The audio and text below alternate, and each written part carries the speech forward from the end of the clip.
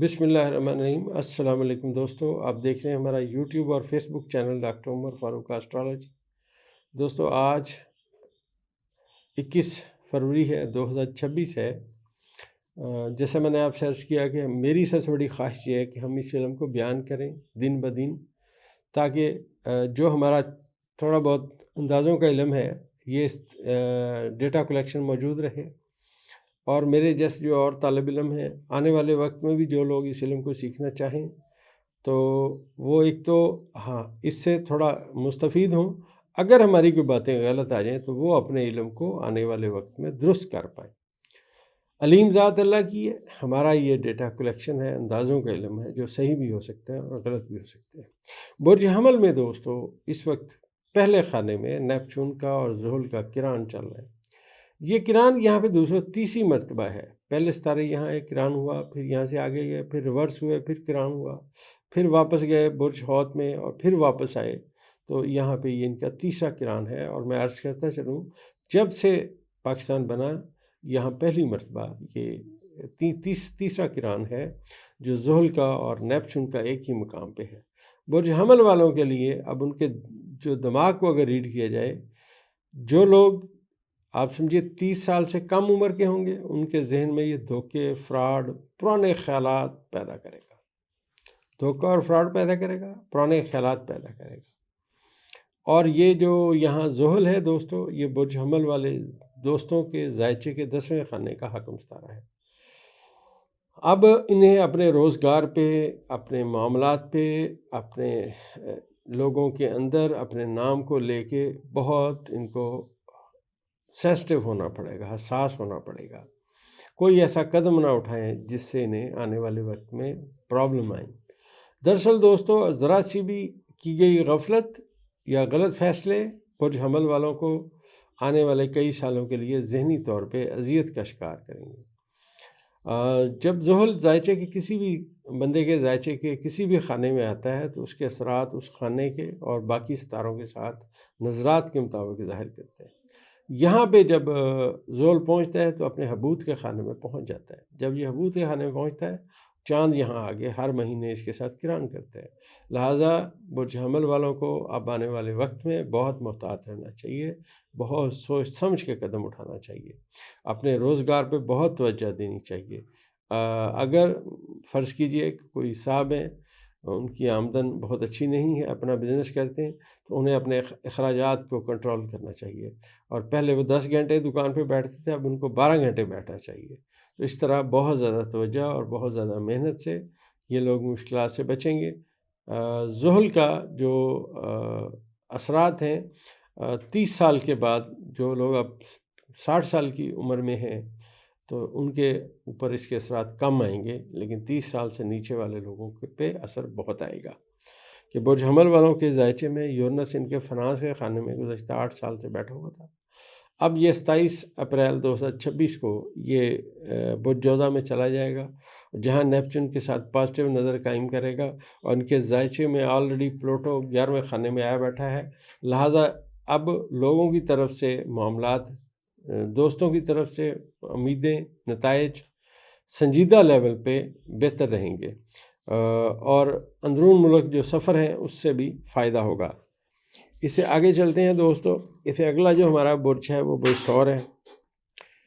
برج ثور کے پہلے خانے میں یورنس تالے میں براجمان ہے، جو حبوط کے خانے میں ہے، مشکلات لا رہا ہے، الجھنے لا رہا ہے۔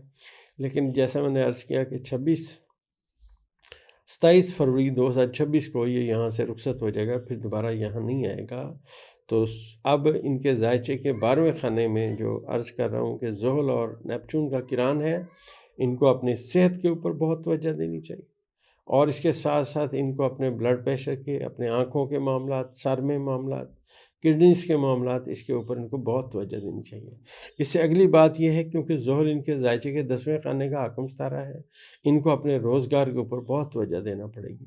ان کے روزگار میں خفیہ دشمن سامنے آئیں گے جو ان کے ساتھ دشمنی نبھائیں گے، ان کے لیے مشکلات لائیں گے۔ تو یہ یاد رکھیے گا کہ برج ثور والوں کو جو محنت ہے، خاص طور پہ میں عرض کرتا چلوں، وہ لوگ جو 30 سال سے نیچے کے ہیں ان کو بہت محتاط رہ کے پھونک پھونک کے قدم اٹھانا پڑے گا۔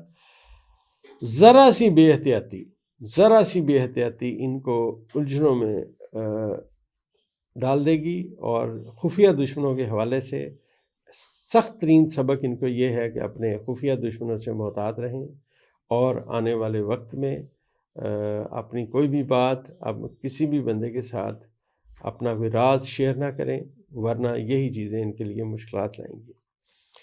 اس سے آگے چلیں دوستو، تو برج جوزہ والوں کے ذائچے میں کیا صورتحال ہے، وہاں پہ کہاں کران ہو رہا ہے اور متوقع نتائج کیا ہیں۔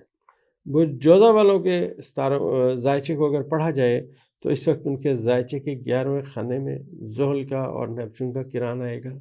یہ ان کے دوستوں اور امیدوں کے مطابق یہ جگہ ہے، تو آپ سمجھیے 50% ان کو فائدہ ہوگا، 50% نقصان ہوگا۔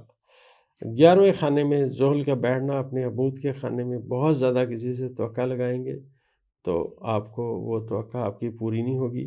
اس وقت تک ان کے ذائچے میں ایک بات پازیٹیو ہوئی ہے، اور وہ یہ ہے کہ برج جوزہ والوں کے ذائچے میں 14 فروری 2026 سے پہلے زحل 10ویں خانے میں تھا، ہر چیز رکی ہوئی تھی، انجماد تھا، آگے بڑھنے کی کوششیں ناکام تھیں۔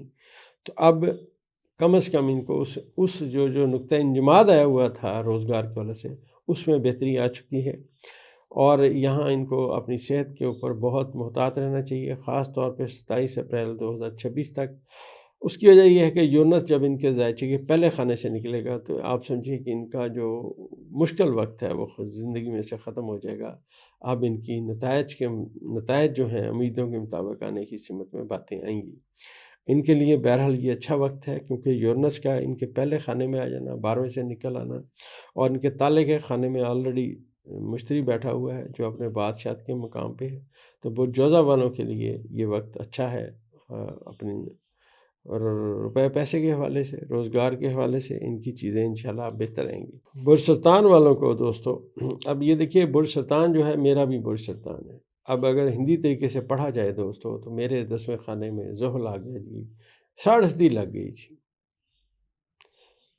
اب یہ میں جب پیدا ہوا 28 اپریل 1968 کو دوستو، تو میرے آپ ذائچہ دیکھیے، تو میرے ذائچے کے 11ویں خانے میں چاند ہے، اور میرے ذائچے کے 10ویں خانے میں زحل تھا۔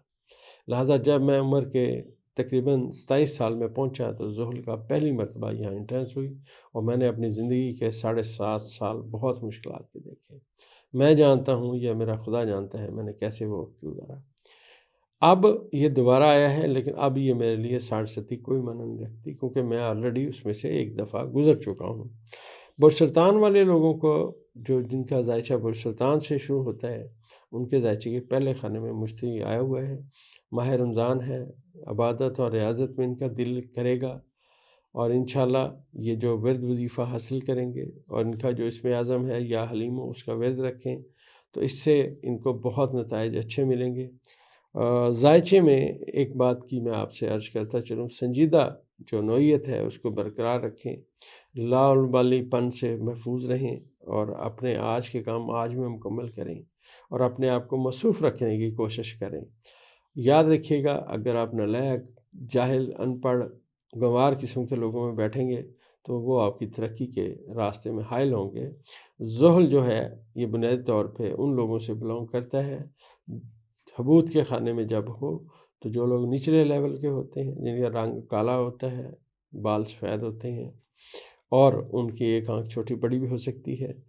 لہٰذا اگر برج سرطان والے لوگ اس قسم کے لوگوں سے تعلق رکھیں گے تو پھر ان کو لیے مشکلات ہیں۔ دوستو ایک بات، یہاں جو برج سرطان کے لوگ ہیں، ان کے 9ویں خانے برج حوت میں زہرہ آیا بیٹھا ہے، اور 9ویں خانے کا حاکم ستارہ ان کے پہلے خانے میں بادشاہت کے مقام پہ ہے۔